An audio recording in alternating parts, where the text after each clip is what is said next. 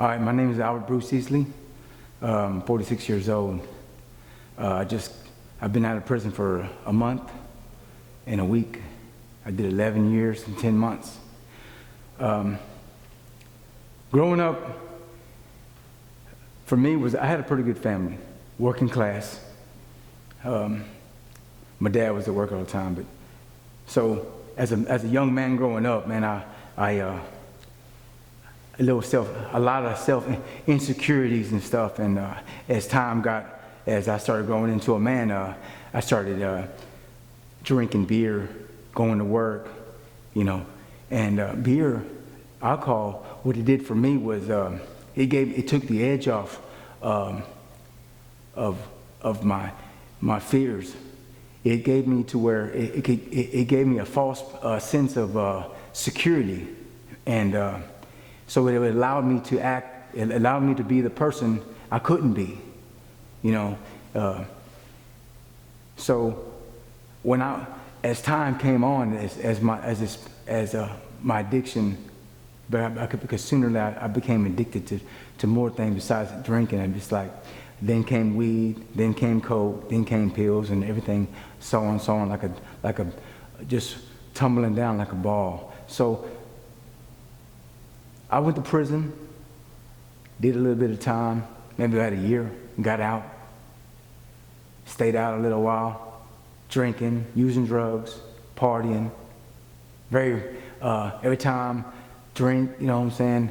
I had this false pride that I had to be Mr. Macho, run everybody and get into fights, and that's where I seen my identity at, where being a Mr. Tough Man and this alcohol and these drugs and this lifestyle I led, I was a person that it wasn't really me, it was just something that I thought people might like, you know what I'm saying? Because I was really wanting to be liked, wanting something to fit into, something how can I say, just loved. I missed love. There was no love in me, man. There was nothing. There was just, it was just emptiness, but I kept putting things in me because I had nothing in me. There was nothing in me. My mother, my father, my family, even girlfriends, they try to love me. I try to love them, but I didn't know how to love. So, and the last time, before I got to prison, I was drinking and I was driving, and I wasn't paying attention to what I was doing. It wasn't that I was so drunk that I couldn't see how I was driving so crazy. I was paying attention to something that was other than what was my responsibility, and bam, I got into a wreck. And then this wreck take someone's life. So I went to prison, man, and when I was there, still living angry at the world, angry at people, still having this act of a personality that I thought, well, everybody, you look at me, you know what I'm saying? Like, just let me back this up just real quick. When I was in the world as a young man drinking, I had this mask on my face, and I had this attitude and this personality where it was like, if you looked at me, and I would be like, man, what you looking at, man? Just being hateful to people, because I thought this was this identity that I needed to act out. It was really, there was deep inside, there was something there. So when I went to prison with that same kind of attitude, oh, you sure gonna find it over there. So, I struggled with that. And then, after a few years in prison, like maybe 5 years in prison, I was like this. I was like, man, I need, as being a drug addict and an alcoholic, we tried to manipulate the system. We always try to manipulate people and our surroundings so that we can live out our lifestyle and what we want and what I wanted. And that's what I was doing. I was just telling people what they want to hear and lying to everybody all around me. So here I'm in prison.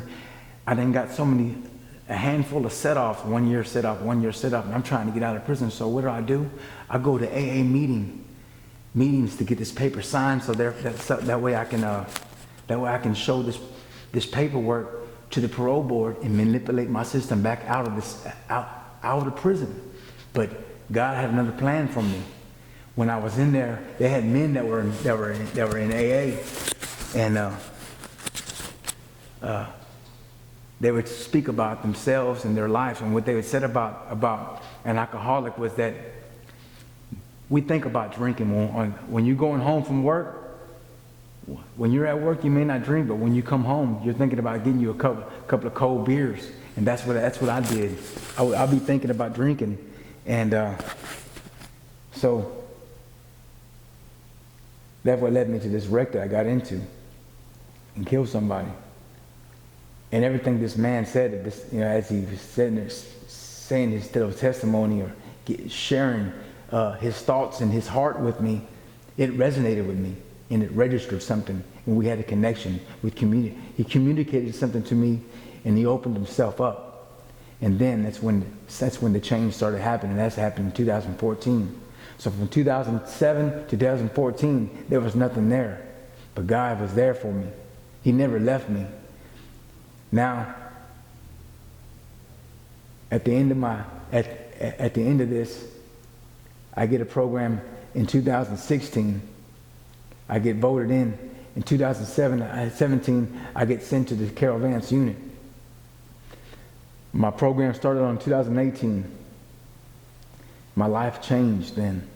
It started already changing, but it really made a fair impact, because even though I went to church and I experienced something that was like that I liked, I was like, in other words, I liked the ideal of Christianity and everybody being friendly to me, but I still didn't know God. Because see, at first I was reading all these things what not to do, and to still act like a Christian.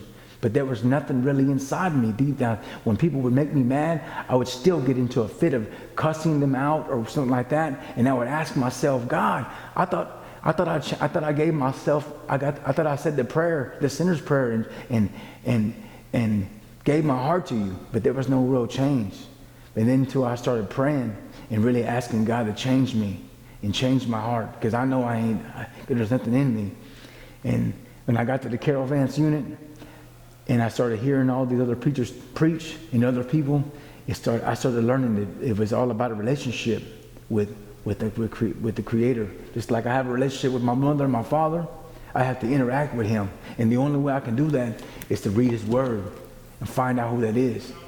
And before I got out of Carol Vance unit, Making Life Changes came down there, and and these people from the Seventh-day Adventists, man, they came down there and they shared. We shared Sabbaths together, and we worshipped, and they really, I could see these people did not judge me at all. And I tell them exactly what I went through and the life I lived as a crack addict and a drunk and a failed man.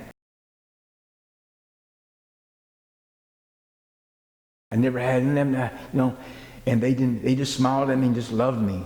And I can never forget. That's God that's God there. That's godly people, and that made me feel that when I got out of prison, that I wanted to know about this true church of God. And if I could say anything, man, that there's a Seventh-day Adventist everywhere. You just got to find them. They could be in a Catholic church. They could be in a Jehovah's Witness church. They could be anywhere. They're true believers. They shall worship the Father in spirit and in truth. This is my testimony. Amen. I try to read